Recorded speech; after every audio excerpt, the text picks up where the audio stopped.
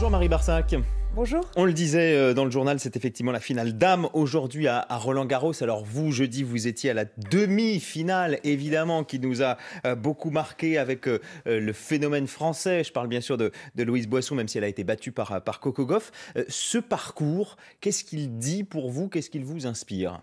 Écoutez, c'est un parcours formidable qui nous a tous fait vibrer. D'abord, ça nous a donné beaucoup d'émotions et je crois que c'est ça la force du sport. Et puis surtout, ça a montré un très beau visage du tennis féminin qu'on disait pas en grande forme, mais là on a vu que c'était tout le contraire avec une Louise Boisson qui a enthousiasmé notamment les jeunes filles. C'est une super locomotive pour donner envie aux jeunes filles de pratiquer le tennis et pourquoi pas du sport en général. Qui de fait ne l'est pas. Pardon, voilà. le tennis féminin, c'est un peu l'arbre qui cache non pas la forêt mais la misère. Oui, mais ça permet quand même d'avoir eu un engouement formidable autour de Roland-Garros et de cette jeune fille, puisque du coup, vous avez vu, les audiences télé étaient quand même fortes. En quoi ça peut devenir une locomotive? Il y a un nouveau directeur technique national dans le tennis qui en a fait une priorité du tennis féminin. C'est aussi votre priorité. Qu'est-ce que vous lui donnez comme une locomotive, consigne? Parce que je pense que pour toutes les jeunes filles qui sont dans des parcours de haute performance, qui ont 16 ans, elles doivent se projeter, elles doivent voir que c'est possible. Ce que raconte Louise Boisson, c'est que tout est possible. On peut arriver de la 360e place mondiale aux demi-finales de Roland-Garros.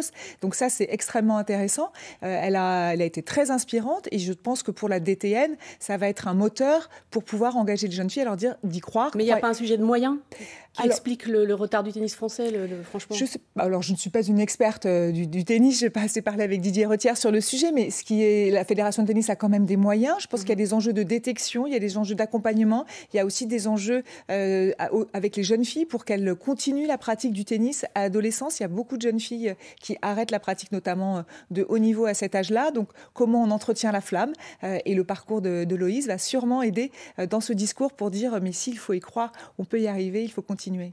Il y a un sujet plus global peut-être sur le sport féminin, parce qu'on a tous constaté son huitième... Alors évidemment, la demi-finale, il y avait du monde, mais le huitième de finale contre la 3e mondiale, il y a quasiment personne dans le cours au démarrage. Et si on prend le foot, autre chose, mais en Ligue des Nations, vous avez 3 équipes masculines qui portent le maillot des femmes, Allemagne, Belgique, France, pour faire la promo de l'Euro féminin en juillet, et pas la France.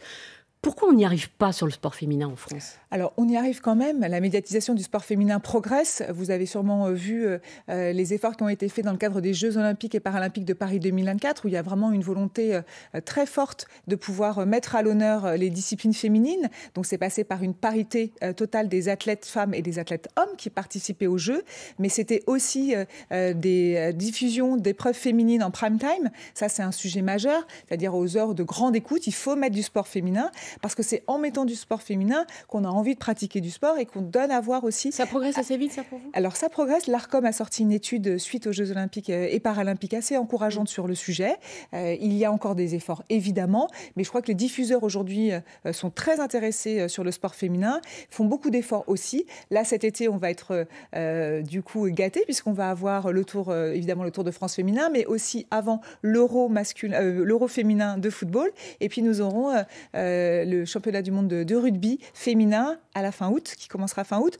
Donc, c'est des temps forts. Et en novembre, on aura même du handball aussi féminin. Alors, donc, c'est des moments importants. En tout cas, le sport collectif français se porte bien en cette saison, puisque nous avons le Paris Saint-Germain qui a été sacré à la tête de la Ligue des Champions, l'UBB, l'Union Bordeaux-Bègles également au niveau européen, Monaco finaliste en Euroleague, ça c'est du basket. En revanche, ce qui se passe au niveau européen et notamment en foot cache peut-être ce qui se passe au niveau français. La Ligue 1 qui se porte pas très bien, quasi faillite, voire pas bien du tout. Plus de diffuseurs des matchs et cette proposition de loi sur le sport professionnel qui se propose de réorganiser le foot. Il y a eu aussi des propositions de la Fédération française de foot, mais qui inquiète parce qu'elle propose de supprimer la Ligue, qui inquiète les autres présidents d'autres ligues, de d'autres fédérations. Est-ce que vous pouvez leur dire qu'ils ne vont pas disparaître eux aussi? Oui, évidemment, je vais tout à fait les rassurer dans ce sens, mais je reviens juste sur le début de votre propos pour dire que du côté sportif, les choses vont bien. Et ça, c'est important parce que d'abord, c'est un atout formidable d'avoir des locomotives et des clubs qui gagnent, qui sont au plus haut niveau européen. C'est important parce que quand on cherche ensuite des diffuseurs, on a besoin évidemment d'avoir un spectacle de qualité. Ce qui peut être rassurant pour la Ligue 1 alors peut-être? Par exemple, exactement. Donc ça, c'est un bon signe d'avoir des clubs français qui ont fait des beaux parcours européens parce que ça rassure des diffuseurs sur l'intérêt que ça va susciter chez les spectateurs. Alors maintenant, sur la réforme qui est à l'ordre du jour d'une proposition de loi au Sénat la semaine prochaine, il y a effectivement deux enjeux autour de cette proposition de loi. Un premier, vous ne l'avez pas dit, mais qui est important, c'est le piratage. Parce que quand on parle de chercher des diffuseurs, et c'est tout l'enjeu du football... On se souvient que la plateforme DAZN en Ligue 1 était très souvent contournée par des amateurs qui... Tout à fait. Donc ça, c'est un fléau, pas seulement en France, dans beaucoup de pays européens, mais sur lequel la France n'est pas suffisamment outillée. Et donc, du coup, cette proposition de loi va permettre de nous outiller pour lutter contre le piratage. C'est attendu pour le football, mais pour tous les autres sports professionnels, évidemment. Et le deuxième volet, vous avez raison, c'est le volet l'organisation du sport professionnel entre la fédération et la ligue pour ajuster notamment les relations. Donc, il y a deux cas différents. Il y a la situation du football qui est vraiment singulière puisque c'est la seule fédération qui a cédé les droits d'exploitation commerciale au club. Donc, du coup, on est dans un dispositif très particulier.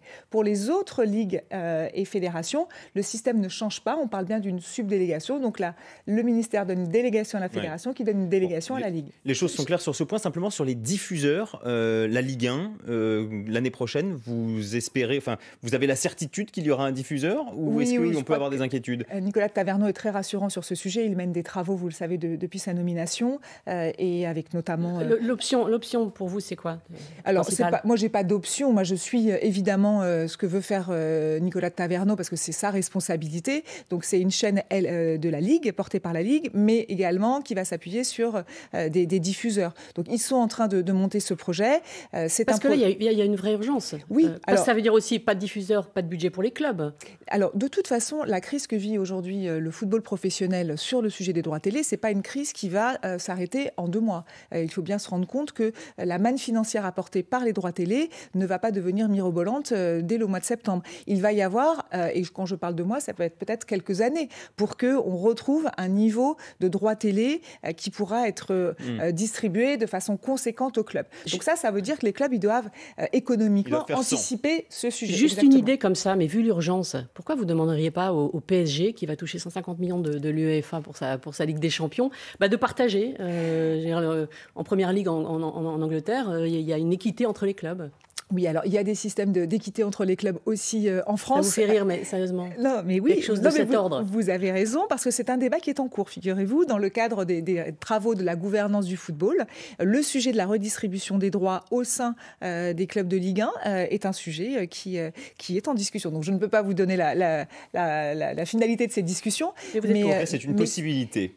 En tout cas, ce qui est sûr, c'est que là, on a parlé des droits télé, mais sur le modèle économique des clubs, il y a un sujet autour de la distribution des droits pour qu'on ait un championnat où l'aléa sportif soit réel autour de toutes les journées de championnat. C'est ça qui est important et du coup, il faut que les clubs aient des moyens les uns et les autres. Vous restez avec nous, Marie Barsac, ministre des Sports. On se retrouve juste après le Fil Info à 8h41 et c'est Diane Ferchit.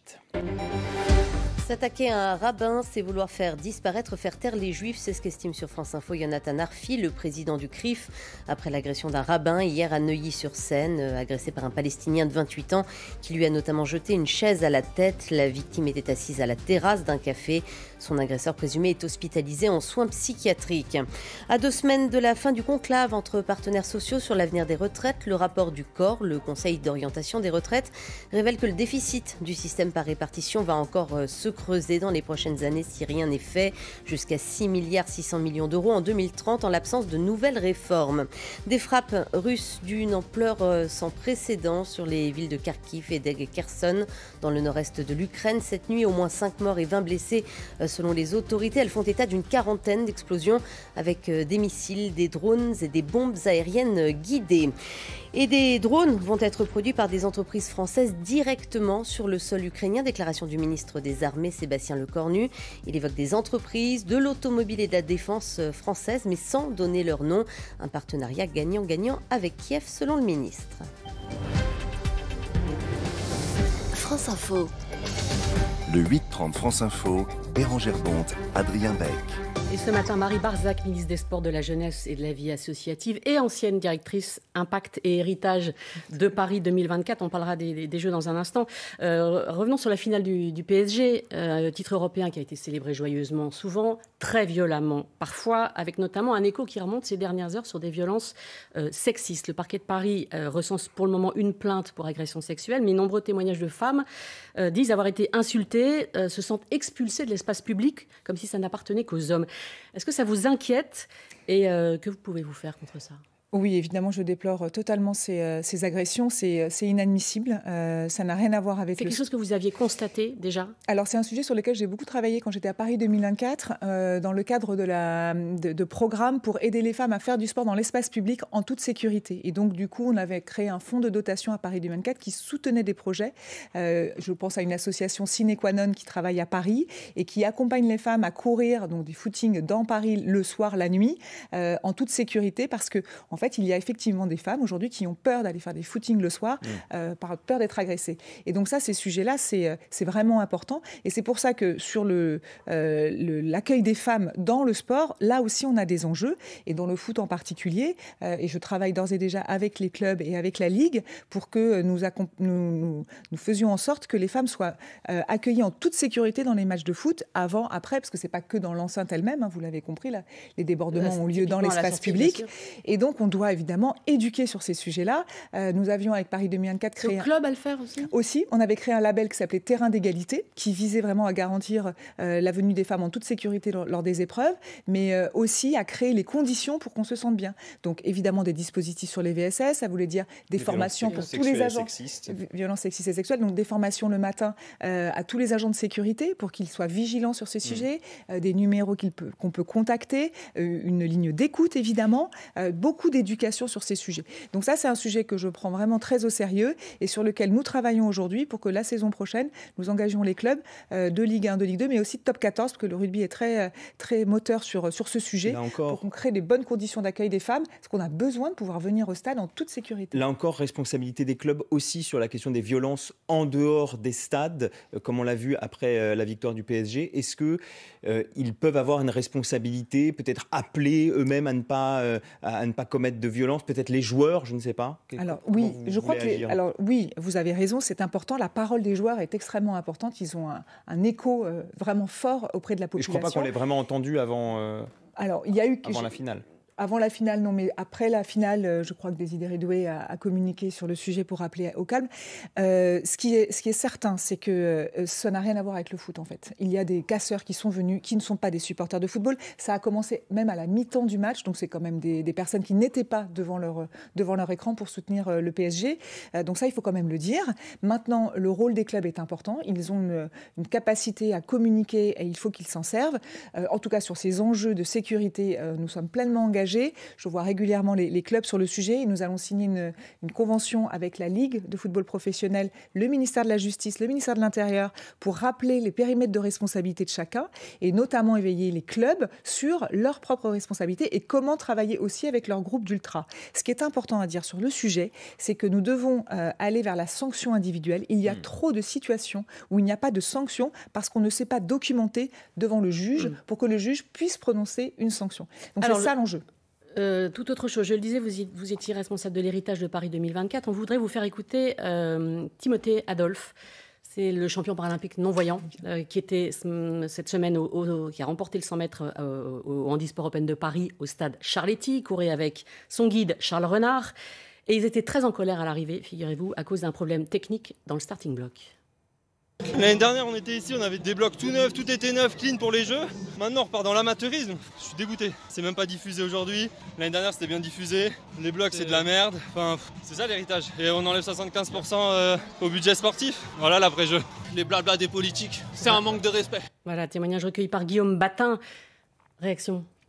Évidemment, je comprends la colère de Timothée Adolphe. C'est vrai que ils ont vécu, les athlètes des Jeux, et notamment les Paralympiens, des Jeux incroyables, formidables, avec une forte médiatisation, avec une qualité. Alors, c'est pas qu'on les oublie, c'est que les choses reviennent effectivement à une autre dimension après les Jeux. Pour autant, moi, je peux vous assurer que l'engagement de l'État... Elles reviennent à ce qu'elles étaient avant, donc. Non, parce que je vous donne un exemple. L'engagement de l'État, il est au rendez-vous. Là, malgré le contexte financier, on y reviendra peut-être, budgétaire, qui a été très compliqué pour le budget 2025, dans les arbitrages... Qui va pas être plus simple pour le suivant ? Non, mais quand même, il est important de continuer à donner des moyens au soutien des athlètes, notamment olympiques et paralympiques, pour la préparation des prochaines échéances. Donc 2028 Los Angeles et 2030 les Alpes. Et donc c'est 6 millions d'euros supplémentaires qui ont été donnés aux athlètes. Donc on n'oublie pas Timothée Adolphe, on n'oublie personne sur la préparation des Jeux. Maintenant, il est vrai que, et c'est factuel, il y a des sponsors qui se retirent, il y a des moyens qui se retirent, mais la télé France Sport en France diffuse des épreuves paralympiques, alors pas le hop, mais peut-être d'autres. Donc il y a quand même une attention sur le lendemain des Jeux pour continuer la dynamique. Vous parliez des Jeux dans les Alpes. Vous avez annoncé au Sénat un comité interministériel aux Jeux Olympiques et Paralympiques Alpes 2030 d'ici la fin juin et un budget pour fin août. La loi olympique, c'est pour quand ? Alors, c'est le 24 juin, donc juste avant le comité interministériel. Et donc, le débat parlementaire aura lieu et commence à se préparer. J'ai rencontré les présidents de commission. Oui, tout à fait. En 2 mots, il y a quoi dans cette loi ? Alors, il y a des dispositions qui sont connues des sénateurs parce que ce sont des dispositions qu'on avait déjà adoptées pour Paris 2024. Une loi en 2018, une loi en 2023. Là, on n'en fait qu'une seule. Ça sera le 24 juin. Mais c'est pour pouvoir faire des travaux. C'est pour pouvoir aménager des travaux. C'est pour pouvoir aussi des sujets de travail le dimanche dans les villes qui n'ont pas aujourd'hui la qualité de ville touristique, qui peuvent le faire et qui pourraient avoir besoin de le faire pour le temps des Jeux. C'est également le pavoisement aux couleurs des Jeux des Alpes 2030 dans l'espace public. Vous vous souvenez, Paris était tout pavoisé. Eh bien, il faudra qu'on puisse le faire. Ça sera dans la loi. Toutes les questions de transition de la montagne, qui va être un énorme enjeu sur ces Jeux-là. Oui, c'est au cœur du projet. Alors ça, c'est au cœur du projet. Donc, c'est vraiment porté par le comité d'organisation, mais évidemment avec le concours de tout ce qu'on appelle les parties prenantes, donc le concours de l'État, mais aussi des régions. L'objectif est de finaliser d'ici la fin de l'année une stratégie globale autour des enjeux de transition écologique et de protection de la biodiversité. Nous avons évidemment l'emploi dans ces stations. Oui, c'est tout ça. L'impact économique est important, mais il faut le préparer. Il faut accompagner le tissu économique local à remporter les marchés des Jeux pour qu'il puisse en bénéficier et créer aussi des emplois. C'est important. Merci Marie Barsac, ministre des Sports, de la Jeunesse, de la Vie associative, d'avoir été avec nous dans le 8-30 France Info ce matin.